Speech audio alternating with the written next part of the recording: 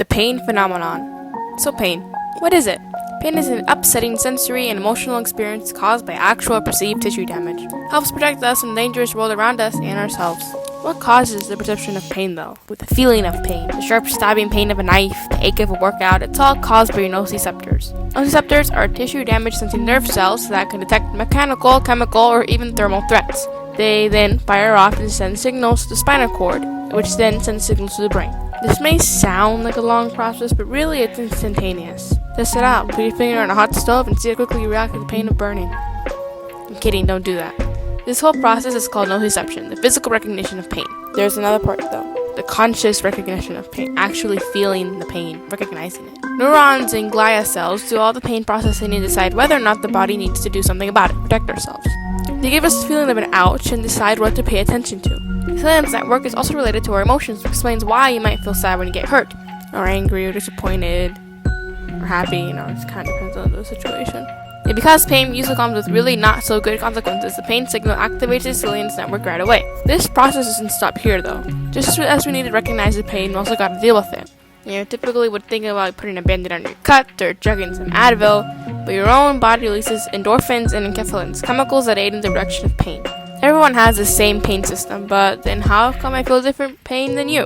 Why does my sister cry when I poke her, but when I do something to my brother, he just laughs? I'd rather be in an absolute drama queen, although we all have the same system. Everyone has a different sensitivity in it, and varying effectiveness. And there's also a form of environmental factors involved in pain feeling. Even though one could say that the more tissue damage you're experiencing, the more pain you're in, this isn't really true. A lot of factors play into nociception in your analysis of the pain you're in. For example, if nociceptors are fired repeatedly, the brain becomes more sensitive to analyzing your pain, since clearly if you're firing so many nociceptors, you're in a field of danger. It would add more stress sensors to nociceptors' nerve fibers and amplify the signal. There can also be a psychological factor to it. A person's emotional state can make them more sensitive and prone to feeling pain, as well as their personal memories and painful experiences. A person's environment and even their social life can affect how they perceive pain as well. Even someone's species can alter the way they hurt. Wait, species? That's right. Although all animals and humans alike have the same system of nociception, simpler creatures may not have a brain complex enough to recognize. Typically invertebrates. There's millions of neurons in your brain, and tons of regions in your somatosensory cortex that all influence how you perceive pain. And some animals just have too small of a brain to comprehend all the emotions that come with pain. So although an oyster may recoil when squirted with lemon juice, that's just because of nociception. It might not even consciously recognize the pain because of its simple little nervous system. This is also why, under the law, it's not really illegal to kill most invertebrates like ants and spiders, whereas if you kill a dog or a cat, you can get in some trouble.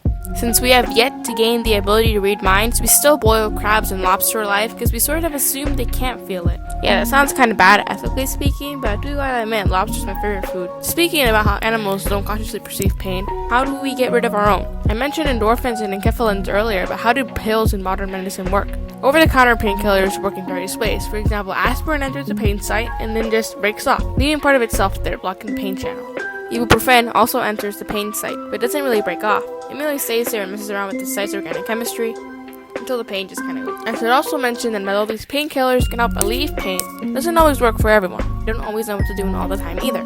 Pills don't have a mind of their own to target painful areas. Once they enter the bloodstream, they go to pain sites and normal sites as they please. They don't work for everyone. People with chronic pain can indirectly cause their nervous system to be on high alert all the time, so their nociceptors are always amplified. And the longer their stress sensors are on high alert, the more difficult it becomes to be rid of the pain.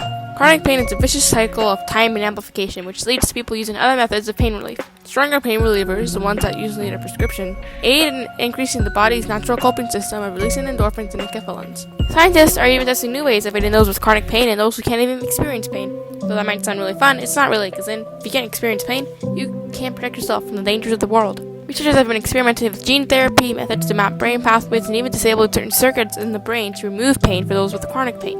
And of course, there's other ways of dealing with pain that don't involve drugs. Some people enjoy behavioral therapy, meditation, and yoga, and they say it helps them cope with their pain. So, do you feel like an expert on pain yet? Well, yeah, that's all you gotta learn about pain. Hope you enjoyed, and hope you're an expert in pain now. Okay, bye.